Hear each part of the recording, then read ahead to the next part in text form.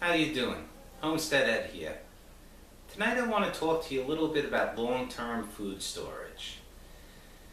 Now, I'm a prepper at heart. I've been prepping since prepping wasn't cool. When I first started it was back 1999 with this whole Y2K thing. It was basically me and my brother-in-law, we were into it, storing up everything you could imagine, water, guns, ammo, fuel, food, getting ready for the end of the world. Well, it didn't happen then, and lots of people laughed and said, you're foolish. But it really was a great thing. It set me on a path in life that I think really helped me out in the long term. Lots of people say, oh, well, this is crazy. How can I stock up a supply of food? I can hardly pay my bills. Well, to tell you the truth, if you do it right, stocking up on food saves you money. You buy things on sale, you rotate your stock, and it's a great thing, can really help you out. It's kind of an insurance plan, and to me, it makes me feel happy inside, it makes me feel comfortable, knowing I have a nice stock of food and water. Water is very crucial. That's what I wanted to talk about. People think about food, oh, I'm going to have 3 years worth of food. Well, unless you got water, your food's not good, really, because most of the stuff we're gonna set aside for long-term storage, you got to mix it with water. And we're so used to turning on the tap and the water comes out. What if it don't? What if the water's tainted?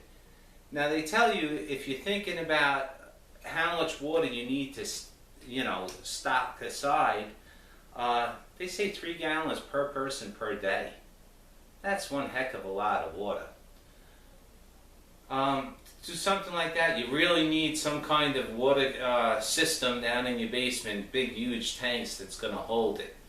But everything you can do helps. I personally, I have some large tanks. I use things like I'm a brewer, so when I make my beer, it's in 6-gallon carboys. After I'm done with that brew, I clean it out, I'll fill it up with water, I'll stick it down there. And just like with your food, rotate your water. Don't let it sit there forever. Another great thing is these little, I like Lipton iced tea, so I got it, it comes in these little 1-gallon containers. You take this, I like them because of the handle. I use these for all kinds of things. But fill it up with water, stick it down in the basement. When you're going to water your plants, pour this into your watering can. Hopefully you have several of these. Pour it into your watering can, water your plants, refill this. You're replenishing your stock, you're keeping things nice and fresh. But let's get to talking a little bit about storing some food. It's a few different things. I think if you don't have at least 3 months worth of food and water stocked up at your house, you're being really foolish. And 3 months is not a lot to have. You can do that just with a well-stocked pantry and maybe an extra freezer down in the basement. 3-6 months, no problem. You want to go a little more long-term than that? Well, a great way to do that is simply by going and buying some of these Mylar bags and some oxygen absorbers. You can get this online. They're relatively inexpensive, depending how many you buy. The more you buy, of course, the cheaper they get. But just for like a starter thing, you can get the bags with the oxygen absorbers, about 40 cents a piece. And if you get your supplies on sale, you can make up that 40 cents. Now,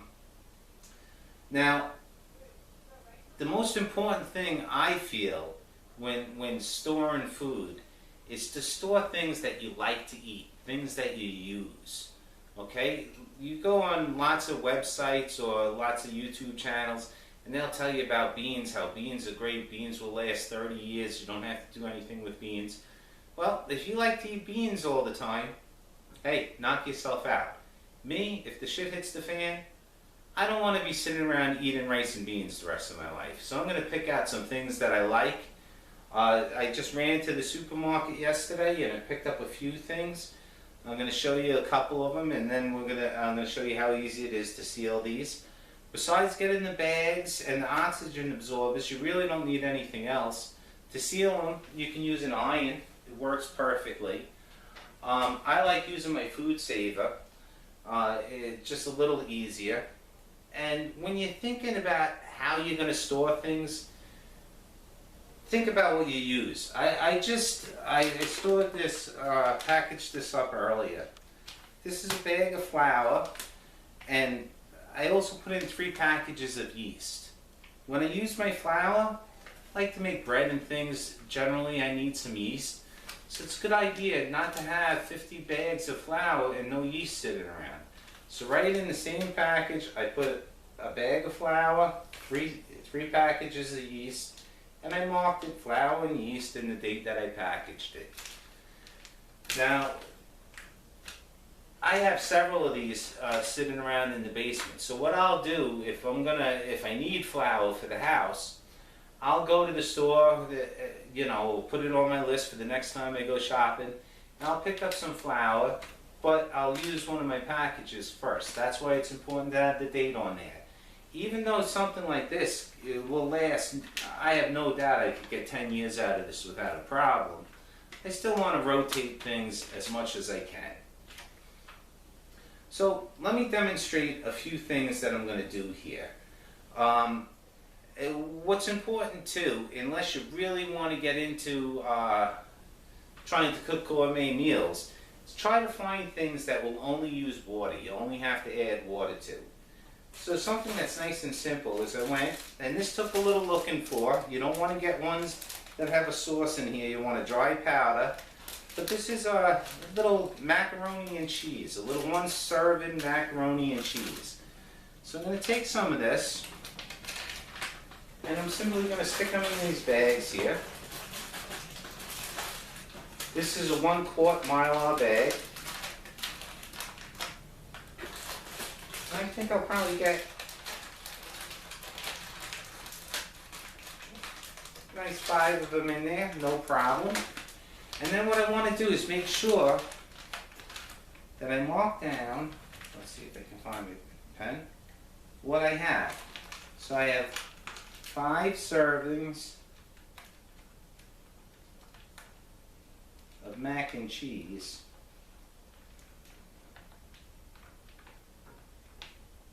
And I want to put the date. And that's it. Next thing I do is I take one of these, depending what you put it in there, how many. I'm just going to put 1 oxygen absorber in there, and let's seal this baby up. I'm going to use the food saver here.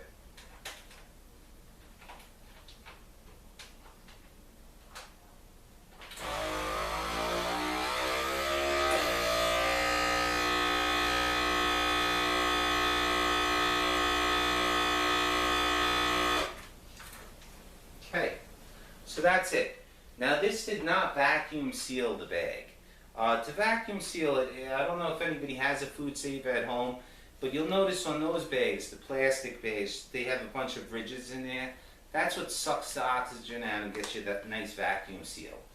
I don't really care about that. I mean, it's good to try to get some of the oxygen out of there if you can, but I have the oxygen absorber in here. And mainly what I want to do is I want to keep bugs out of there, I want to keep moisture out of there, I want to keep the sun out of there, which I did. So here I have a nicely sealed 5 servings of mac and cheese. This is fantastic. I could throw this in my bug out bag, as long as I'm smart and I remember to bring some water with me to mix it with, and a mess kit would probably be good in the bug out bag too. This is a fantastic thing. For longer term storage, I mean, I do things, coffee, sugar, all kinds of things that I'll keep down in the basement. Another great one for long term storage is pancake mix. Once again, I made sure I got a pancake mix that all I have to do is add water to it. And we're going to do this in one of the big bags. What I'm going to do, just to make the, also because I want to show you how to use the iron. You don't necessarily need a food saver to do this with. You can do this with an iron. Very easy. So here I'm going to write down that I got pancake mix, and today's date, But also what I want to write down is the directions, because I'm going to actually take out of the box. Like my flour here, I left right in the bag, I just put my yeast in there, I'm fine with that. But this I'm going to take out of the box, I'm going to pour in here. So I want to write down the directions, which is really simple. You got 1 cup mix to 2/3 of a cup of water.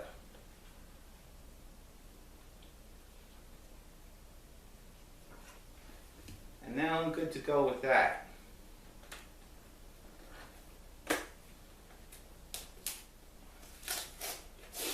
This is probably a good one to show you the iron on, because I'm not going to have too much mix in with the bag. So let's see how this goes.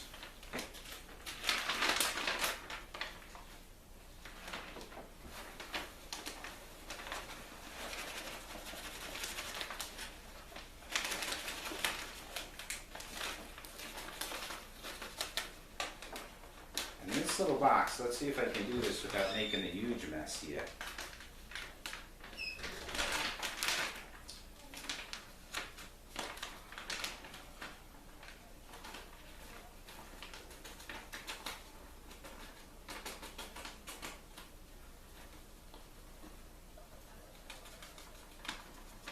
Okay, that's about all I'm going to get out of there.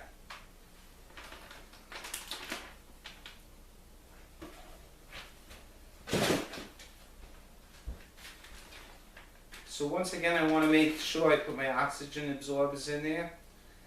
This, I'm going to actually put 2 in. These are 200 cc oxygen absorbers. I like to go about 300 cc's with this amount. So I'm going to throw 2 of them in there. And we're going to seal this up.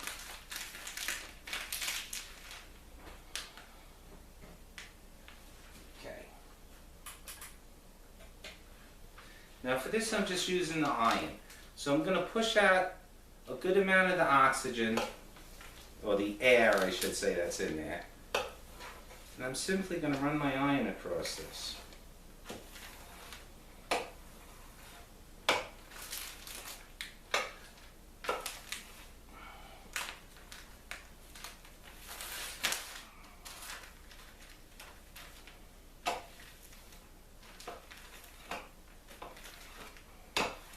And that's all there is to it.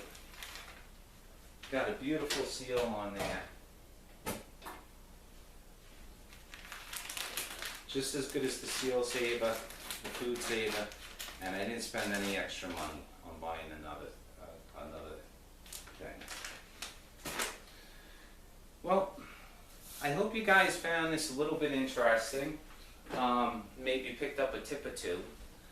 There's many other things, you know, things you want to think about, like salt. These things are absolutely fantastic. These little North Spanish rice. I've got some noodles. $1 a piece. Take 2 of these, throw them in a quart container, seal them up, put an oxygen absorber. You got 4 servings of food. No reason you have to go and buy this stuff, you know, commercially buy it. It's very easy to save yourself. I hope you found this video a little bit interesting, and maybe we'll touch on this again in the future. Well, thanks for watching.